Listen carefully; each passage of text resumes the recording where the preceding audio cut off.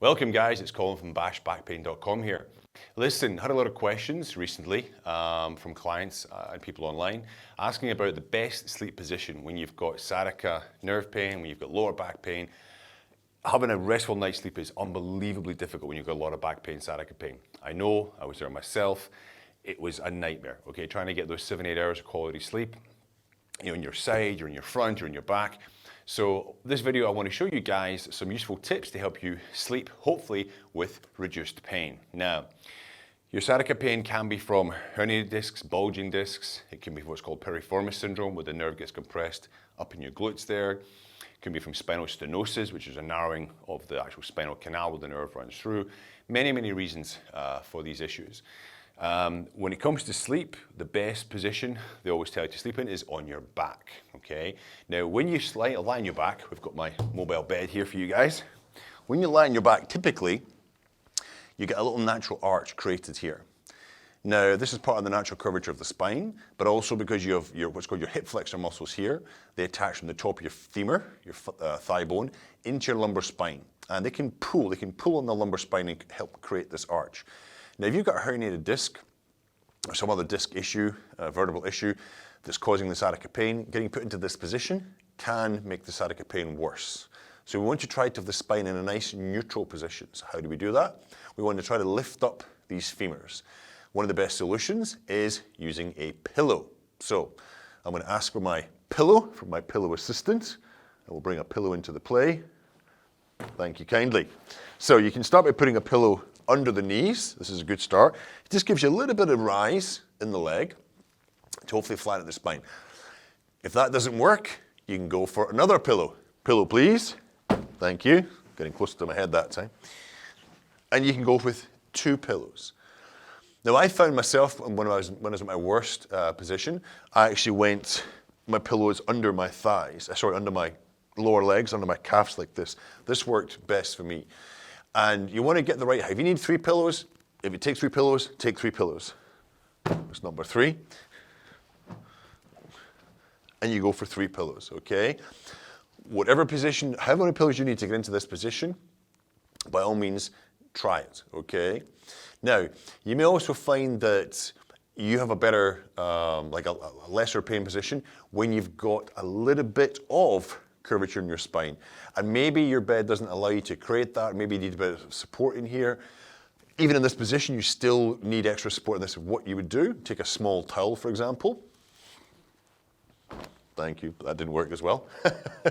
Just take a small towel. You can roll it up, wrap it up, make a little sort of pad out of it here, fold it over, and we can place this just under the lumbar spine.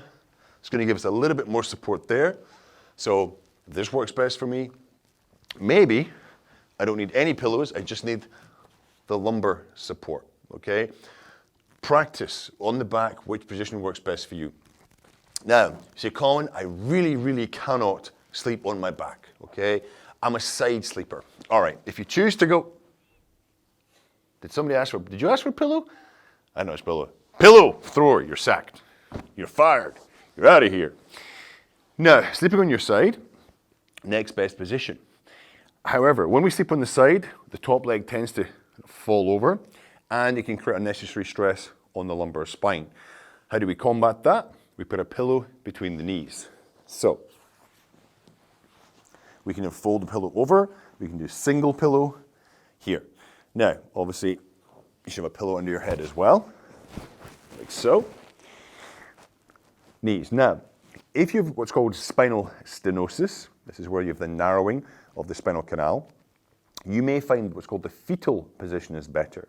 So it tends to open up the rear of the vertebra, and that may give you some relief as it brings you into a nice neutral flat spine. So, using this position here, the fetal position, is also very useful as well for those with stenosis.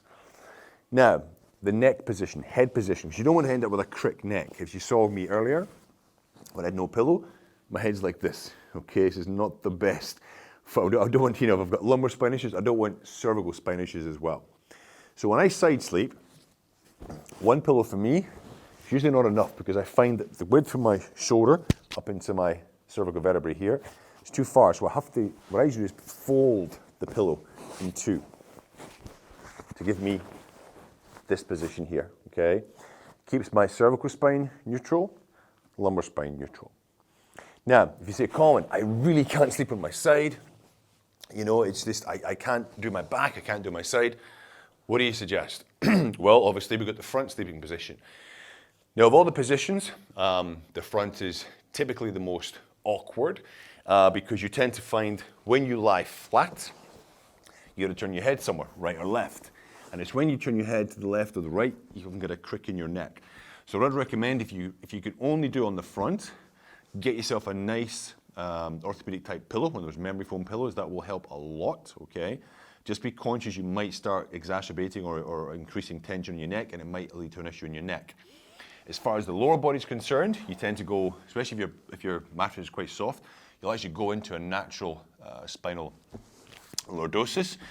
To combat that, if you're a front sleeper, again, we take a pillow, and you would put this one, it's going to be under the thighs or just under the top part of the hips here, okay? Again, it might be one pillow, it might be two pillows, but it's just going to let you flatten out that spine, give it some, put it into neutral, and then hopefully get your 7-8 hours quality sleep.